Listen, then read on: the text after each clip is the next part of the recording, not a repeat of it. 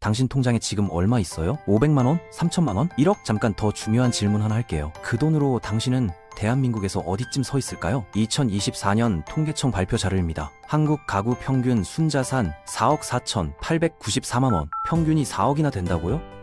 놀라셨죠? 그런데 중위값은 2억 4천만원입니다. 무슨 뜻이냐고요? 절반 이상의 가구가 3억 미만이라는 겁니다.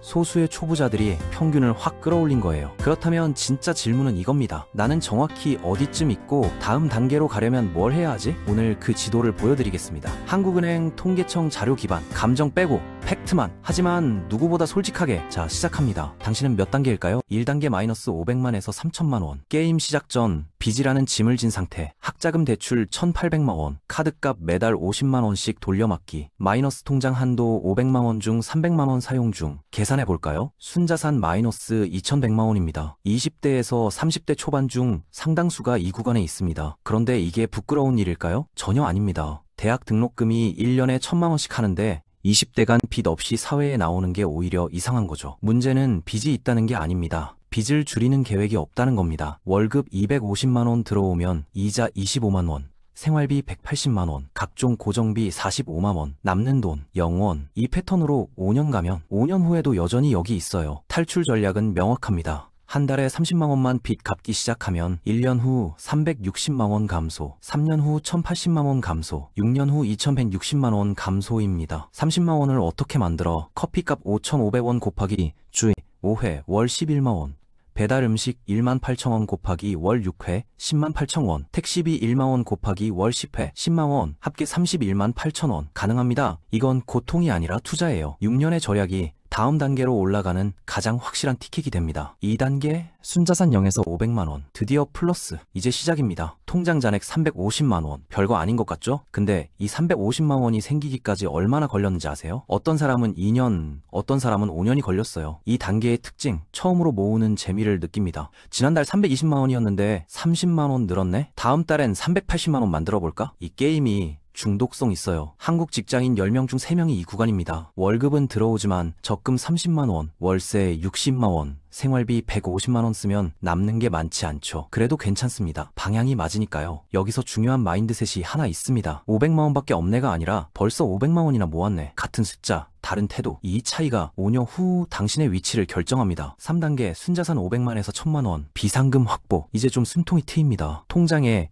850만원. 친구가 갑자기 제주도 가자고 합니다. 50만원 들 것 같은데 예전 같으면 나 돈 없어 라고 했겠지만 이젠 다릅니다. 갈 수 있는데 이번엔 패스할게. 선택할 수 있다는 것. 이게 자산의 첫 번째 선물입니다. 2단계 사람들의 공통된 고민이 있습니다. 1,000만원까지는 모았는데 그 다음은 뭘 해야 할까? 서울 아파트는 10억, 차는 3천만원, 결혼자금은 5천만원이 필요하대요. 1,000만원으로는 아무것도 못하는 것 같아서 좌절감이 옵니다. 여기서 멈추지 마세요. 월급의 30%를 계속 저축하세요. 월급 300만원이면 90만원. 생활비가 빠듯하죠? 네, 그게 정상입니다. 90만원 곱하기 12개월 1,080만원.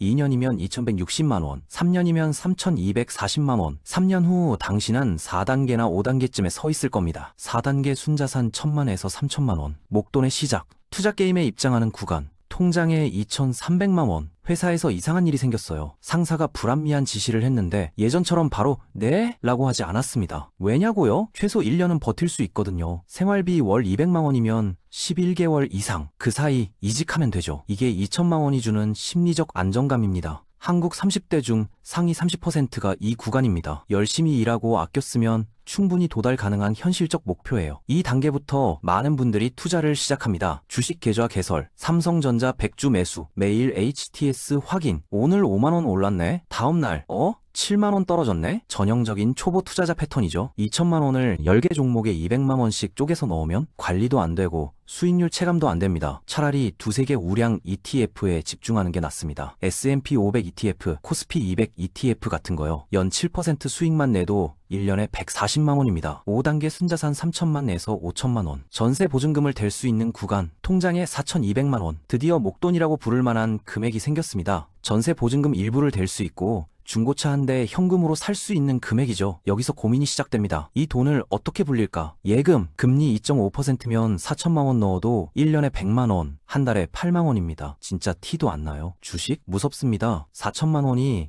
3천만 원 되는 건 순식간이거든요. 2022년에 많은 분들이 경험했죠. 2단계의 정답, 안정적 포트폴리오, 예금 40%, 1,600만 원, 비상금으로 활용, 배당 ETF 30%, 1,200만 원, 연 4% 수익이면 48만 원, 채권형 펀드 30%, 1,200만 원, 연 3% 수익이면 36만 원, 연 84만 원 정도? 한 달치로 보면 약 7만 원이 그대로 들어오는 셈입니다. 여기에 매달 저축 50만 원 추가하면 3년 후 당신은 6단계에 진입합니다. 6단계 순자산 5천만에서 1억 원, 진짜 자산가 입문, 1억의 벽을 넘는 순간 통장 더하기 투자 자산 8,500만 원. 친구들이 술자리에서 물어봅니다. 너 돈 좀 모았다며? 당신은 애매하게 웃으며 넘어갑니다. 8,500만 원 있다고 말하면 와, 부자네 소리 들을 것 같거든요. 하지만 본인은 전혀 부자 같지 않습니다. 서울 아파트는 12억, 강남권은 20억을 넘습니다. 결혼하면 5천만 원 들고 애 낳으면 육아비에 교육비에 8,500만 원이 많은 건지 또 적은 건지 헷갈리기 시작합니다. 한국 가구 중 상위 20%가 이 구간입니다. 40대 중반쯤 되면 도달 가능한 현실적 목표죠. 여기서 중요한 전환점이 옵니다. 1억에서 3억 가는 게 0원에서 1억 가는 것만큼 어렵다. 월급만으로는 한계가 있어요. 월 300만 원 벌어서 100만 원 저축하면 1년에 1,200만 원, 3억 만들려면 25년 걸립니다. 그래서 투자 수익률이 중요해집니다. 8천만 원을 연 7% 수익률로 굴리면 1년에 506만 원, 여기에 월 저축 100만 원 더하면 1년에 1,760만 원씩 늘어나요. 5년이면 8,800만 원 증가, 총 1억 6,800만 원. 7단계 진입입니다. 7단계 순자산 1억에서 3억 원. 자산을 만들기 시작합니다. 순자산 2억 1천만 원. 뭔가 달라진 게 느껴집니다. 2억 원을 연 6% 수익률로 굴리면 1년에 1,200만 원. 한 달에 100만 원씩 알아서 통장에 들어와요. 월급을 받지 않아도 기본 생활이 가능한 수준이죠. 이 단계부터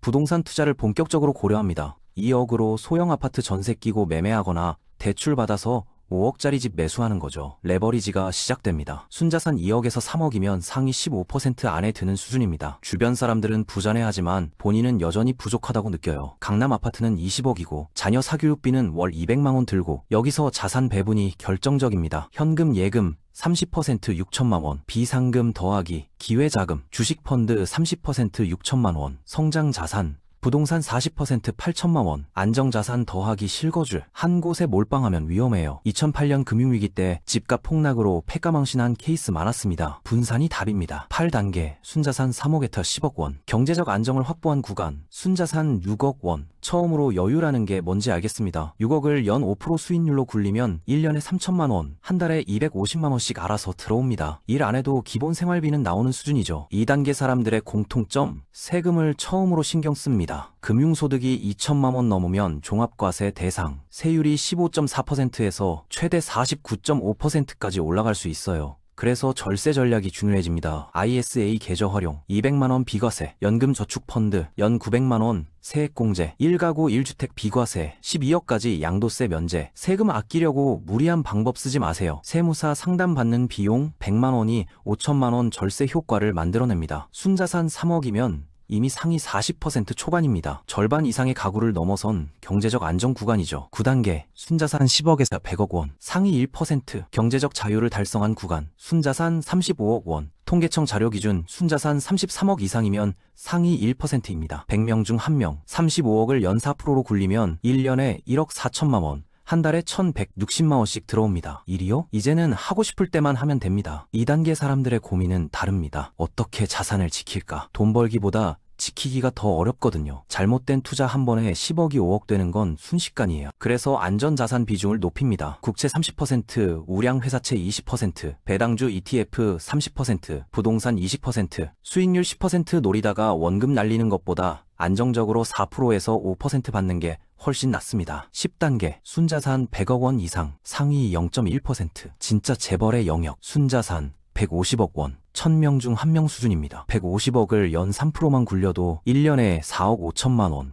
한 달에 3,750만 원씩 알아서 들어옵니다. 자녀 3명에게 각각 50억씩 물려줘도 됩니다. 일은요, 평생 하지 않아도 됩니다. 2단계 사람들은 돈으로 고민하지 않습니다. 대신 명예, 영향력, 사회 환원을 생각하죠. 재단 만들고 기부하고 사회적 임팩트를 고민합니다. 하지만 100억도 끝이 아닙니다. 위로는 1000억 1조가 있거든요. 세상은 넓고 위는 끝이 없습니다. 자, 여기까지 한국 자산 10단계였습니다. 솔직히 물어봅니다. 당신은 몇 단계인가요? 중요한 건 지금 위치가 아닙니다. 어디로 가고 있느냐가 중요한 거죠. 1단계에서 2단계로 올라가는 사람이 7단계에서 제자리인 사람보다 훨씬 잘 사는 겁니다.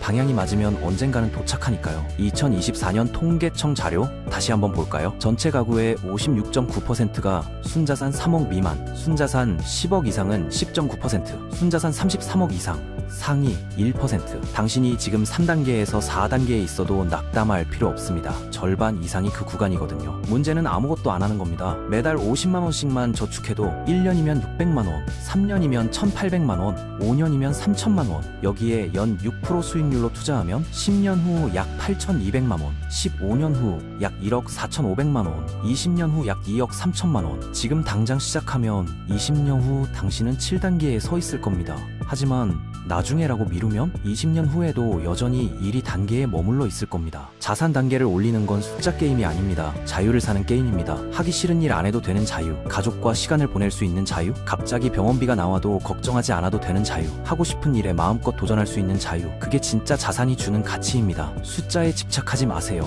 방향에 집중하세요. 매달 조금씩 저축하고 조금씩 투자하고 조금씩 배우세요. 10년 후 돌아보면 당신은 지금과 완전히 다른 단계에 서 있을 겁니다. 댓글에 당신의 목표 단계를 남겨주세요. 3년 후엔 5단계, 10년 후엔 7단계, 20년 후엔 9단계를 목표로 해보세요. 글로 쓰면 목표가 구체화되고 실현 가능성도 높아집니다. 그리고 이 영상이 도움됐다면 구독과 좋아요 부탁드립니다. 당신의 자산 단계가 1년 후, 5년 후, 10년 후 지금보다 훨씬 높은 곳에 있기를 진심으로 응원합니다. 당신은 할 수 있습니다. 시작만 하면 됩니다.